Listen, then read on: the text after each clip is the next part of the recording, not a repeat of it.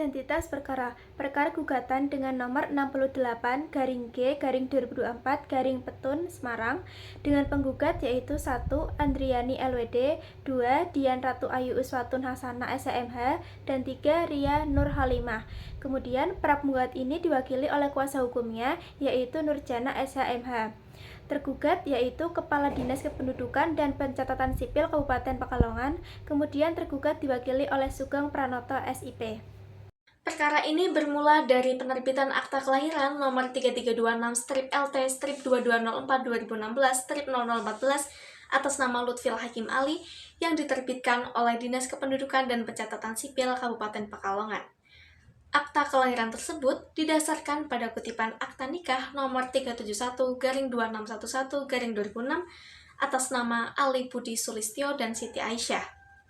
Namun, para penggugat mendalilkan bahwa akta nikah tersebut tidak tercatat di Kantor Urusan Agama Kecamatan Kroya, Kabupaten Indramayu, Jawa Barat, sehingga dianggap sebagai cacat yuridis. Akibatnya, penerbitan akta kelahiran tersebut dinilai tidak sah dan melanggar ketentuan hukum yang berlaku. Para penggugat mengajukan gugatan ke Petun Semarang setelah tidak tercapainya penyelesaian terhadap permasalahan hukum terkait keabsahan akta tersebut. Para penggugat meminta agar akta kelahiran dinyatakan batal demi hukum dan diperintahkan untuk dibatalkan penerbitannya. Posita, bahwa berdasarkan hal tersebut, para penggugat mohon kepada Ketua Pengadilan Tata Usaha Negara Semarang untuk meminta Majelis Hakim untuk mengabulkan gugatan para penggugat dengan amar putusan sebagai berikut. 1. Mengabulkan gugatan para penggugat untuk seluruhnya. 2. Menyatakan akta kelahiran nomor 3326-LT-2204-2016-0014 atas nama Lutfil Hakim Ali yang diterbitkan oleh Kepala Dinas Kependudukan dan Pencatatan Sipil Kabupaten Pekalongan berdasarkan kutipan Akta Nikah nomor 371-2611-2006 tanggal 2 Februari 2006 atas nama Ali Budi Sulistyo dan Siti Aisyah yang tidak tercatat di KUA Kecamatan Kroya, Kabupaten Indramayu, Jawa Barat adalah cacat yuridis.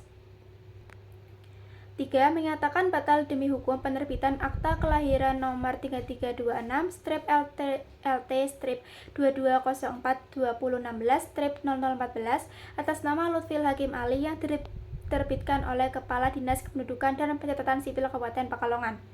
4. Menghukum tergugat untuk mencoret pencatatan akte kelahiran nomor 3326 LT-2204-2016-0014 atas nama Lutfil Hakim Ali dalam buku register akta kelahiran pada Dinas Pendudukan dan Pencatatan Sipil Kabupaten Pekalongan. 5. Menghukum tergugat untuk membatalkan dan menarik kutipan akta kelahiran 3326-LT-2204-2016-0014 atas nama Lutfil Hakim Ali. 6. Menghukum tergugat untuk membayar seluruh biaya perkara yang timbul dalam perkara ini. Berikut adalah agenda sidang yang sudah berjalan. Persidangan pertama dimulai pada tanggal 17 September 2024 dengan agenda sidang pembacaan gugatan secara elektronik. Selanjutnya, tergugat diberikan kesempatan untuk menyampaikan jawabannya pada persidangan berikutnya, yaitu yang sudah terjadwal tanggal 24 September dan juga 1 Oktober. Kemudian penggugat mengajukan replik dalam persidangan tanggal 8 Oktober. Dan pada persidangan selanjutnya, yaitu tanggal 15 Oktober, penggugat kembali mengajukan replik sebagai tanggapan atas jawaban dari tergugat. Kemudian pada persidangan tanggal 22 dan 29 Oktober merupakan kesempatan bagi para tergugat untuk mengajukan duplik. Selanjutnya, persidangan memasuki tahap pembuktian, di mana pada tanggal 5 November, para pihak diberikan kesempatan untuk mengajukan bukti. Kemudian untuk tambahan bukti diajukan pada tanggal 12 November, 19 November, dan juga 26 November.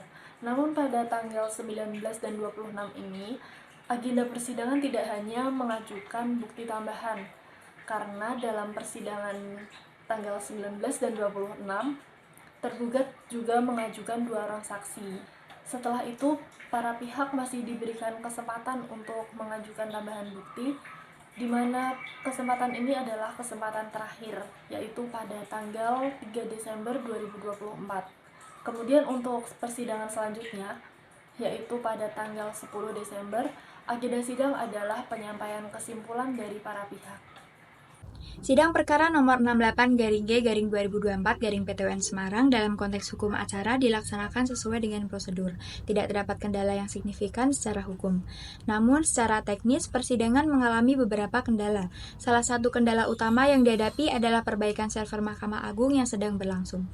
Akibat dari perbaikan tersebut, materi konflik yang seharusnya dapat diakses oleh penggugat, yaitu agenda duplik dari tergugat, tidak dapat diunduh sama sekali hingga kemarin pada tanggal 13 Desember 2024. Sebagai solusi untuk masalah ini, para penggugat akhirnya diberikan salinan fisik dokumen tersebut pada sidang sebelumnya sebelum penutupan kesimpulan.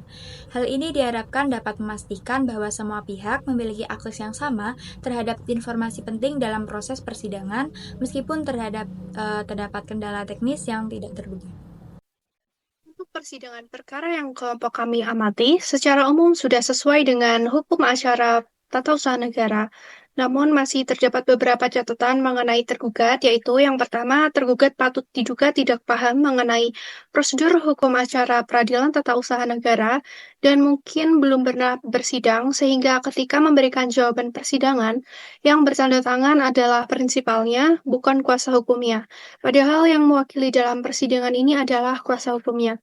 Kemudian yang kedua, terjadinya pergantian kuasa hukum, akan tetapi kuasa hukum yang lama tidak dicabut, sehingga majelis hakim menjadi bingung kuasa hukum manakah yang akan digunakan, karena apabila ada kuasa hukum yang baru, maka kuasa hukum yang lama haruslah dicabut, kecuali apabila dalam hal penambahan kuasa tertentu yang lama akan tetap berlaku.